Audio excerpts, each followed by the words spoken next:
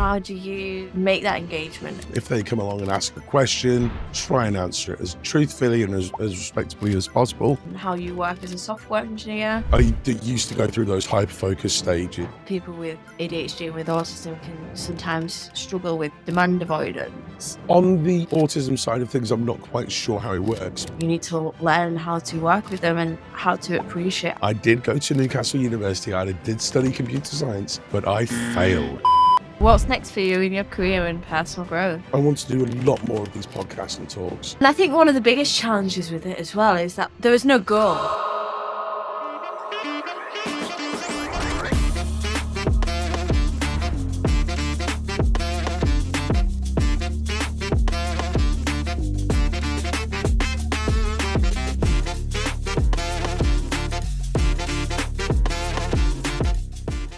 Hi everyone and welcome to Tech Unfiltered. In today's episode we have Andy Morrell joining us. Andy Morrell is a principal software engineer and he is a former Microsoft MVP. He is really passionate about talking about how ADHD has helped him in the workplace. And Andy, do you want to say any more? Helped and hindered in the workplace. So I've been a software developer for a very, very long time now. I started when I was 8. But that was a Christmas thing. My uncle turned up in his TVR and he worked for Oracle at the time over in Leeds. And my parents bought me a Spectrum. And it was one of those things where that was me, developer for life, apparently, from that point. And it was obviously back then, it was the pre-days of no internet, copying programs from a book by hand and making sure that it was all working. And then it sort of developed from there right the way through school with the odd sort of flurry into, should I be a policeman or should I do something else with my life? But it sort of stuck, and that's been professionally for the past 20 years now. So it's where I'm at and where I'm staying. Oh, nice. So that leads me quite nicely onto my little icebreaker that I've got for you. Can you tell me what operating system you use currently and why do you use it? That actually depends so my home PC is Windows, but I do use a lot of Linux and Unix based stuff on the server side of things, but I do have a Mac as well. And that was mainly due to doing some Apple development for things like Apple Watch, iPhone, things like that over the past few years. So I've got everything. So if you had to choose which one you prefer, which one would it be? Oh, I'm a Linux guy. I have to be. Apart from being in the .NET ecosystem with the work, it's such an easy little thing to use. Then gaming, it has to be Windows. So it's really hard to pick. But yeah, I'd have to go with Linux for everything except for gaming. Even like with .NET now, like I find like Linux is, really, really easy to work with 100%. .NET. So it's been good. Like the last few years have been good. Before that, it was just a bad time. But ever since Core came out, it was just like, yes, thank you very much. For sure. So you touched briefly on how you got into software engineering. So how long has that been now? What do you feel has kept you going? I think the change, so I've been in a lot of different businesses and I think that has what's kept me sort of going throughout the years. So I worked at the University of Law, which was the College of Law back then, doing all the client systems and things like that for work and applications through UCAS and things like that, all the way to marketing companies and now working for telecoms. So it's sort of that whole range and variety of different challenges to get your teeth around and sort of find a decent solution for those problems. Yeah, I feel like that's the same. Like, has there ever been any challenge you've really loved to solve? I think that's been more of a recent thing. So between 2019 and the start of last year, I was actually a contractor and I did work for Twitch as that contractor, doing a few broadcast-based solutions, which were all to do with chat amalgamation, sentiment analysis on that chat and sort of display. And I think the big challenge is when you've got, if you do not know Twitch, it's live broadcasting and you have an audience which can be in the 20s, if not hundreds of thousands. And the amount of chat that goes through those systems is, just to say, a lot. I think the most I've seen go through is around about 3,500 messages a second. and that's across the platform. And it was one of those things where you've got to sort of very quickly take that data, run analysis on it, and display that analysis in real time. And it becomes super important for speed. But doing that is one of those little solutions that I absolutely love doing. Yeah, I didn't realize how big Twitch was. And then I saw that James May was using it. And then I thought, okay, well, let's try this out. And it's really big. But for some reason, whenever I try and use it, I just think I need to get like a better internet connection, because it always seems to have a problem whenever I try to connect to Twitch. But every other platform's fine. It's just Twitch. And I think it seems to really want that stable connection for some reason. It does. And that's why over the past, so I was on Twitch from 2016-ish as a broadcaster doing software development streams. And that's how I sort of ended up becoming a contractor for them. But moving through that was after a move in just before COVID, I moved house, and the internet was not as good as it was before in my previous property. So the streaming died down over the last 2 years and then just sort of petered out. And I haven't done it for a while. And I do need to get back into it, because it did help with my learning and improvement as a software developer. I think from my experience as well, you get more confident like coding in front of people, which has been difficult, but it's been good. I agree with completely that it helps you improve your skills as a software developer, just having people watch you do stuff. And suddenly you start to not be able to do anything because you've got people watching you. I know. It's trying to keep that sort of open mic, no silence. You've got to learn to become a broadcaster and entertainer rather than just a developer. And it's that whole different mindset. And I think it'll come out sort of maybe in this podcast that I do speak a lot and try and not have that silence within it. And it's very difficult to sort of learn how to do that very, very quickly, to be honest, because you have to, otherwise people just won't end up watching you. From your perspective then, how do you make that engagement and keep people interacting? Like, what skills and techniques have you learned there? A lot of the time is I've learned to do what I want as a developer on stream. So it doesn't matter what you do, as long as you are engaging with your chat. So if they come along and ask a question, try and answer it as truthfully and as respectfully as possible. If you do disagree with them, mention why you disagree. It's more of a management standpoint, doing the yes, but if you do this, it could be a better way. Or, okay, I may not agree with you that Python's better than C# at doing something, but I do agree with you that it's better at some things that C# isn't. And it's sort of taking that middle ground as well, as to just try and sort of engage, but then not seem like you're trying to force your perspective onto somebody else. Yeah, it's all about being respectful, isn't it, in that kind of essence. I'm going to go off on a little bit of a separate direction. One of the things that we spoke about was that during the COVID pandemic, you discovered that you had ADHD. Could you tell me more about your experience of that, and what was it that helped you realize that that was what you had? It was because of the lockdown. When you're stuck in that environment of being inside a house with your family 24/7 for such a long period of time, you sort of start to notice things about yourself and others, and they sort of start noticing things about you. And luckily, I did have work during that time as well. So I was working, but then I was hyperfocused on that work. So I would get into my work office in the house at 8 a.m. and then I would accidentally forget to eat, drink, go to the loo, do all that sort of thing. And then you also spend that time sort of watching videos and watching things after you finish work, and you go, okay. So that's a symptom of that. And then you start researching more symptoms of things like ADHD or autism or anything sort of neurospicy or neurodiverse. After a while, you sort of click that I do have ADHD, and it's one of those things that you realize your last 20 years, or you realize back in the past when you were at school, when you started work, when you were at university, or if you didn't go to university, college, or some other learning.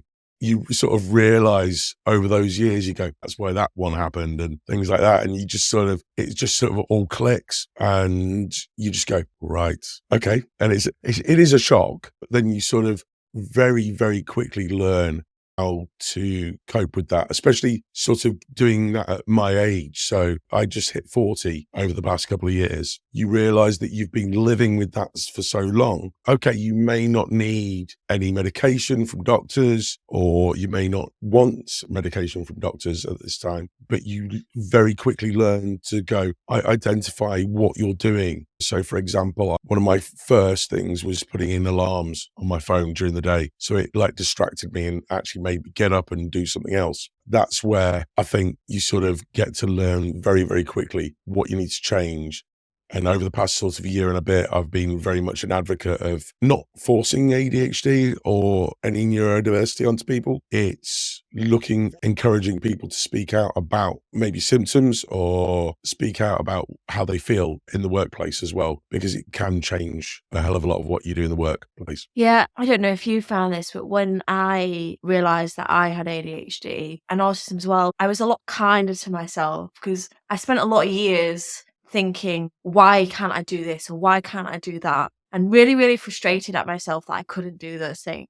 But then when I found out that I had it, I was like, okay, well, maybe I'm not good at those things, but actually I'm really good at these other things that most other people aren't good at. Is one of them by any chance cleaning the house? Because it was very much a case of I didn't find motivation to do things like put the clothes in the cupboard and things like that, or in drawers and things like that. So my partner at the time, we were sort of, it was literally, I used her as a body double, and it was like, as long as they were in the room, I was able to do stuff. And it is that whole motivation and seeking dopamine as an ADHD, that's where we go for. But having somebody in the room just motivates you so much more than anything else. Yeah, absolutely. And do you feel like having ADHD has influenced what you do as a job and how you work as a software engineer? Yes, more so after discovering. So beforehand, it was sort of, used to go through those hyperfocus stages. Every so often, I used to get in trouble at work for sort of not completely being focused. Although we get hyperfocused, we also lack motivation to become focused at times.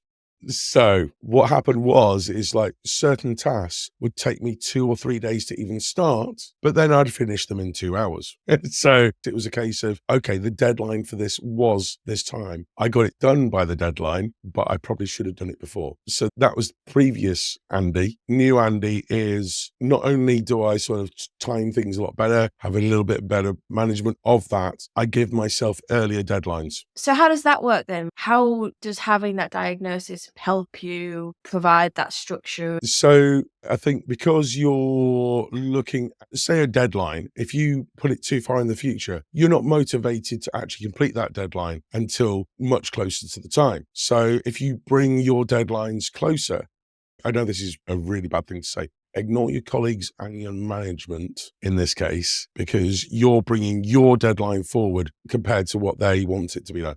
They say 2 weeks, you bring it forward and say 2 days. You're then more focused to actually get it done in those 2 days, and typically will be able to get it done in those 2 days within reason. If you think you can do it in that time, then that's fine. But you bring your deadline much further forward and even closer to the time. So if you estimated it was 3 days, do it in 2. Say your deadline's 2 days, you will typically get it done in those 3 days. Yes, it's a little bit late on your deadline, but it's still done before those 2 weeks that your manager has asked for it in. So it's one of those things, it's like tricking yourself into doing it sooner. So do you find that you need to like do something more than just say, okay, get it done by this date? Do you need to provide yourself any sort of reward by doing it for that day, or is there anything different you need to do? Because for me, I know that like even if I was like, okay, get it done in like 2 days, I'd probably still procrastinate. I don't as much as I used to. So I don't know what it is. I can sort of give myself those deadlines and do it, but because that's one of the things that I've sort of, the reward is becoming in charge of myself and knowing that it's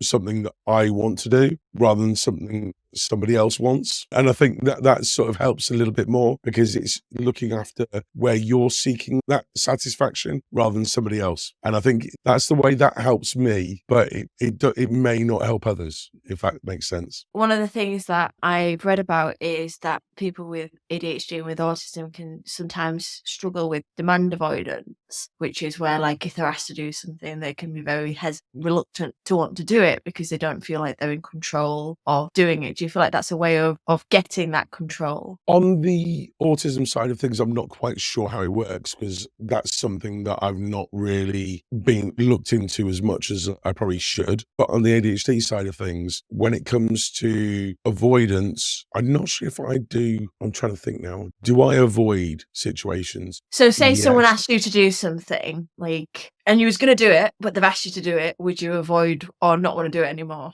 Not in work aspects. Mm. Maybe in personal aspects, yes. But I understand what you mean, and it's difficult to do because I don't typically avoid my tasks at work because that's one thing that I have to be motivated to do because that's one of the things where you go, okay, I may end up sort of not performing as well as I should do. And as a principal engineer, it's one of those things that I've got a whole team underneath me that are needing help, are needing support. As yes, you've got my manager who's doing the managerial support and helping them through sort of times of like getting things done. But then you've got, as a principal engineer, especially now, you've got people that depend on you on helping them with their problems. So you can't really sort of avoid that demand. But what I do is I do have techniques for them to actually talk to me, which is a slightly different. It's not, have you got a minute or I'd like you to, can you review this pull request, for example, or this isn't working, how do I fix it? It's, okay, don't come over at me in the office and stand behind me and just sort of lurk and then go, yeah, can you help me a second, Andy? It's message me on Teams, send me a message. Don't expect an instant reply. I will reply like within an hour because that's where I've got my sort of timers going to say, okay, it's been an hour, check Teams, check messages, make sure they're all coming through, see what people need and want. My notifications are typically off, by the way, which is great for not being distracted, except for meetings, but they're a massive distraction in context switch. That sort of interruption challenge is where I've got it pinned down of, I will check my messages, I will get back to you, don't worry, it will be a little bit of time, but you will be able to get your work done, don't worry. The demand avoidance question was just because you mentioned about wanting to be in control of those deadlines. So I was wondering if it was related to that. But yeah, no, it's great that you mentioned some of those other coping mechanisms and techniques that you've used. Do you have any other ones? So we've mentioned about how you set a lot of timers, that you have asked people to reach out to you on Teams rather than directly because then you'll be distracted from what you're doing. But is there any other things that you could suggest to people who might be in a similar situation on how you stay productive? Yes. Okay. So one good one is your time is your time. So when you, for example, lunch breaks, if you get an hour, go away. And if somebody tries to interrupt you or like you're in a room or in the kitchen at work or whatever it is, and somebody tries to interrupt, say, I'll speak to you after I've had my lunch. Yes, it may seem arsey from some perspectives. It's not. It's you having your time. And it do need your time to sort of relax, contemplate things, and sort of get that sort of rebase yourself for either the afternoon or either after a meeting and things like that. So I do the same sort of thing with meetings and also when I'm sort of stuck on a project or stuck on a particular part of a project. I am unfortunately a ex-smoker, current vapor. Yes, nicotine addiction has been linked to ADHD recently, I think, hasn't it? And it's one of those things where I'm like, okay, ignore the addictive side of things, but I do take time to step out of the office, get some air, and that sort of regular sort of breaks does help as well. And it rebases you. You can come back in, you can refocus, rethink, even if it's just trying to get an idea. And that sort of thing really does help because I'm sure if anyone who is neurodiverse is listening, they have gone to bed or gone for a shower in the morning or sat in front of trash TV and just gone, oh, that's our problem. And it's like, I keep a notepad by the bed just in case. I wake up and go, right, I need to fix that problem in the morning. Now I can sleep. It's the best though when you dream of a solution and then you wake up and you code and it absolutely works and you're like, yes. Yeah, exactly. I mean, one of the things was like we do have our, I'm going to say relapses. So for example, last week during a sprint, we have a decent chunk of PDP time, personal development time, and it's usually on a Thursday afternoon. I started it sort of midday, had a meeting halfway through it because we had some issues. I was meant to finish work at 4:30. I got off my PC at 10 p.m. because, as you know, we get that focus, we keep on going, and you forget to eat, forget to drink, and you do have relapses, but it was such a bad thing to do, but it happens. And as long as your colleagues, bosses understand that, okay, you've done an extra 6 hours where you shouldn't have done it, yeah, you should be fine. And people do understand that. And they're starting to understand a lot more in business. I think what's really good about, like, at least in the day and age, is that, okay, yes, you might have these periods where, you do find it challenging, but also you've got all these skills that maybe someone who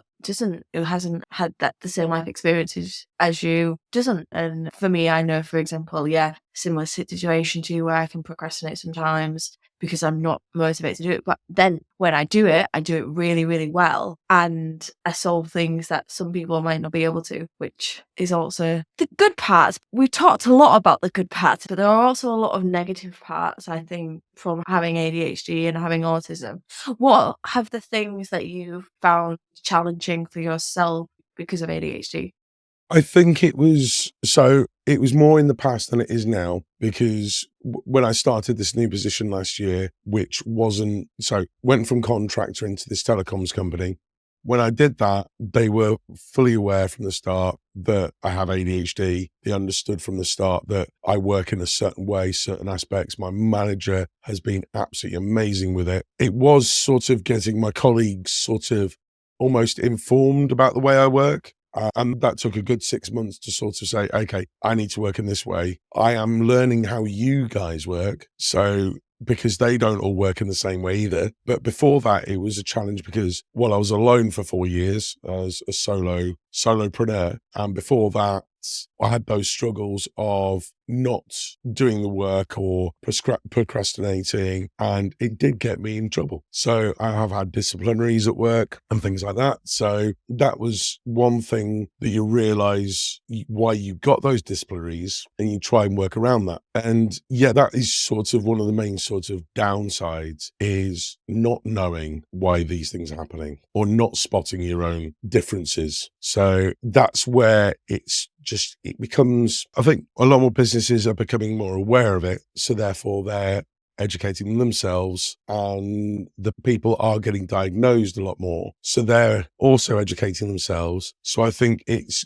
getting better overall, and has been getting better. But again, as you say, there are still some bad times, and you do feel that. I had a really bad time for a while, but previously I have sort of had those issues. Do you think, like, some of it is that a lot of the time workplaces usually, or have been in the past, set up for people who are, like, neurotypical, and so when you get asked to do something, they expect you to do it in the way that someone who is neurotypical would do it?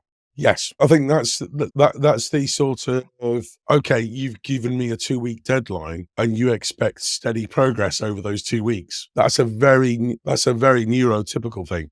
With neurodiverse folks, it's not going to be an even amount of 5 hours per day for 2 weeks. It never will be. I think businesses are starting to understand that. So when you do come back to them and say, well, actually, I didn't progress as far as I wanted to, but I know that this bit of work that I'm doing will eventually lead to me speeding up, and it'll be sort of slow, exponentially increasing in speed. And yeah, it was originally set up for that. I think people are getting better though. I think very similarly, or when people who have been diagnosed with neurodivergence, or who have had challenges like that, typically it's because they have been asked to do something in a way that doesn't work with the way that their brain is. But they are clearly very, very brilliant people. They've managed to be really, really successful, get really successful careers. So clearly they're very, very bright individuals. It's just, you need to learn how to work with them and how to appreciate, actually, okay, maybe they aren't good with 2-week deadlines, but give them shorter deadlines, but give them more, like, details of what it is that you want them to achieve within those few days. Or, there's that kind of balance as well, though. You need to make sure that if you are going to do that, to not abuse those things, because if you give someone who is neurodivergent a deadline which is really, really short, they'll probably do it really, really quickly, but but then they could end up burning out as well. Yeah, and I think sort of going back onto that, things are designed for less neurodivergent people, or I'm not going to say normal because it's not right to say normal, is it? University is a good one. You do a lot of self-study. Your deadlines are, I'll finish this project by the end of the year, and it's September and you've got to finish it by June. So yes, I did go to Newcastle University. I did study computer science, but I failed drastically. I did go back and do resits, didn't pass those, but here I am doing pretty well for being 20 years on and not having a degree, or not officially having a degree. So it's one of those things where that learning and that whole different style to things, people will get there. I don't know what university's like these days. It's probably still very traditional. I finished uni around 9 years ago, and it was still very much that kind of exam project. I was very lucky for myself that I could just revise over like the previous days before the exam, and then somehow managed to do well still. But I appreciate that I was very lucky in that aspect, and I really shouldn't have got away with that. No. T's and A levels, I was absolutely flying through. And then it got to university and it's like, here's some stealth study for you. Oh, yeah, that doesn't work. And I think one of the biggest challenges with it as well is that there was no goal. It was just learn these things. There was no like double value that you were getting out of it. That's what it felt like. It did seem like that at times, didn't it? It's like, so luckily it's not changed in 20 years by the looks of it. Well, maybe these days it's changed, but yeah, no. But one of the things you did mention a few minutes back was that one of the things that really helped you was that once you figured out that you had ADHD, you spoke with your colleagues and your manager and how they could support you. What ways did they do that, and what else can they do to work with their neurodiverse colleagues to get the best out of the team? So I'm slightly outspoken as a person because I'm very out there, have been for years. It was because I was brought up in the hospitality industry. So I was working behind bars when I was 15 years old. So me talking to people has never been an issue, which is one of the lucky things for me and maybe not so much for others. So for example, when you're looking at broadcasting on Twitch since 2016, that is something that a lot of people maybe can't do or wouldn't want to do. So when it was time to start this job, and they were like, my colleagues knew that I had basically when I started, because I said, I have ADHD, enter, and broadcast that. But it wasn't sort of fully broadcasted. It was sort of subtly broadcasted. It was like, tell us about yourself. It's, well, I've got this. I'm here to do architecture for you, be your principal software engineer and teach you stuff. So because I'm there to help them learn, help them teach them to do things like that, it was a case of, they were very absorbent to start with. Whereas if you're going in as, say, like a junior developer, you haven't got as much weight behind you to say, I'm here, this is how I work, which is going to be a difficult thing.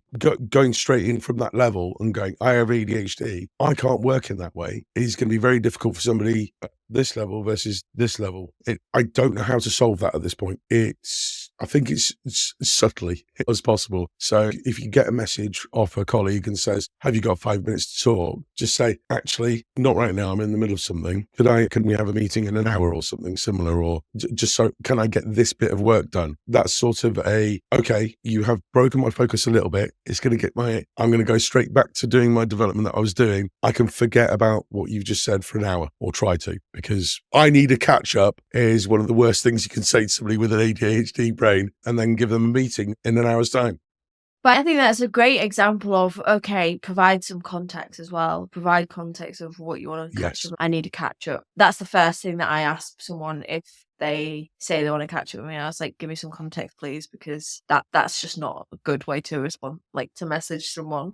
But even though I've only recently been diagnosed with ADHD and autism, I have been diagnosed with social anxiety since I was like 18. So that for me was like, you need to tell me, like, I've always been very comfortable to be like, you need to tell me what that's about because I have anxiety. But like Yeah. some people, yeah, it's. I feel like you spend a lot of that time though between your 20s, especially between your 20s and your 30s, like figuring out your communication style with peers, like just because that's when you start really working. Or Yes. like even if you're older, like and you get into the industry a bit later on, you spend that time figuring out, okay, this is how I work. It just takes time. Yeah, it does. And I think with the whole context thing, that's why my colleagues have gone from messages of, have you got a minute, to, could you take a look at this pull request? It does this, this, this, and this. It resolves these tickets. And I'm just like, great. That's a whole big, massive bit of context. And I will get to it. And then it's like, I might get a reminder ping of, come on, have you had a look at this yet? After an hour and a half, 2 hours of going, yes, I'll look at it. Yeah, it's one of those things where they've gone from one-liners, big chunks of context, which really does help. It does, and it makes such a difference. I think if there's anything we could take away from this podcast, guys, it's give context. Yes, please. And no lurking behind people in the office and going, tapping them on the shoulder. Can I have a word? Like, that just gets you higher up even more, doesn't it? So on top of that then, other than just, messaging colleagues, is there anything else we can do to create a safe and inclusive workplace for everyone? I was going to say, don't be a dick is the answer to that. and please cut that if you want to, but no, it's Going to be a short. excellent, right? Yeah, it's a case of be a person, be approachable. But like, if you are neurotypical, be a person is open to people with neurodiverse. If you are neurodiverse, be open to people that are neurotypical. Just get on together, because you work together 35 to 45 hours a week, or God knows how long you work a week. It's a long career. You're in it from when you finish university or whenever you actually get into that career until you retire at 70 by the time we get there. So you've got a good 50-year lifespan in business. Just be open and empathetic and all that good stuff. Because if you're going to be an idiot, people will treat you like one. And I know it's hard. It's one of those things that you just go, don't be a D, just don't be one. I think there's something to say about soft skills in there as well then, like just to focus on having those soft skills. One of my first managers went, you're a great programmer. You're not quite a developer. And I went, what did that mean? He goes, you're good at coding. You're not good at the fluffy stuff. And I was like, oh, okay, fair enough. And I think sort of when you sort of realize down the line, he goes, oh, that's what he meant. But do you think you need to be good at the fluffy stuff to have soft skills? Like, I'd say I'm quite direct, but I feel like I'm approachable, if that makes sense. Maybe not. Maybe I'm more intimidating than I think. Oh, okay. No, I think so. I've seen the banter between you and somebody else on LinkedIn. That makes you approachable. That is so funny, so hilarious. It's one of those, that cool. I like that. I can approach you and talk to you. And when you put out the call for, anyone got any podcast ideas? And I think I messaged you and said, how about this one? And you went, yes. That's the sort of thing that I think if you brought that inwards and were in a company and you wanted to be that approachable person, it's be like that. It's be open and yet closed at the same time. So the thing is, I can't describe it because I don't think I can describe it in any decent manner. And I think that's the difficult thing. I think for me, the soft skills isn't necessarily, having a lot to say, but it's being careful with what you say and being so like I am a bit of a troll and I know that, but that's just my personality. But I try and never be offensive to people. Like I try and be respectful, even though I do satire. So I don't intentionally go out to offend anyone. And if you're aware of that and you're aware, okay, you're not always going to get it right. And sometimes you will offend people, but you don't want to offend people and you are open to being told why you've offended someone and explain yourself and also apologize. And I think that's the main thing. I think going back to that sort of at the moment, and with the advent of social media over the past, oh God, how long was it? It's nearly 20 years since Facebook came out. So since social media and the early 2000s to now, because everything you put out there is seen by so many, you are going to insult at least one person every single time you say something, no matter what. It doesn't matter if you said my kid goes to bed at 8 because they don't want to watch TV, that they shouldn't be watching TV at that time of night.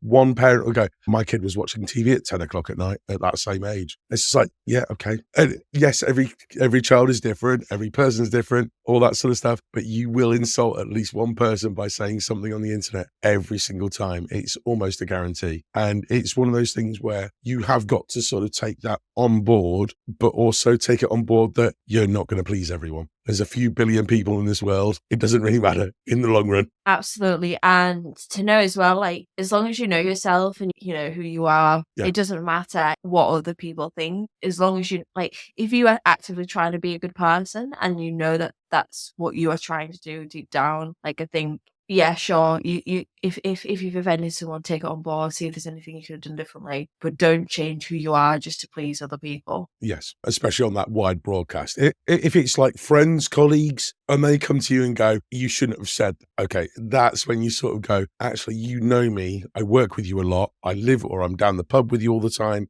or I'm doing something with these friends or colleagues all the time. And if they come to you and go, you shouldn't have said that, or that was a bit risky, then you sort of go, actually, because they could I know reflect you. on that? Yeah, they know you more than Joe Blogs in Alabama. No offense, right, by the way, no offense to anyone in Alabama. That was just off the top of my head. Yeah, now Joe's going to be after you.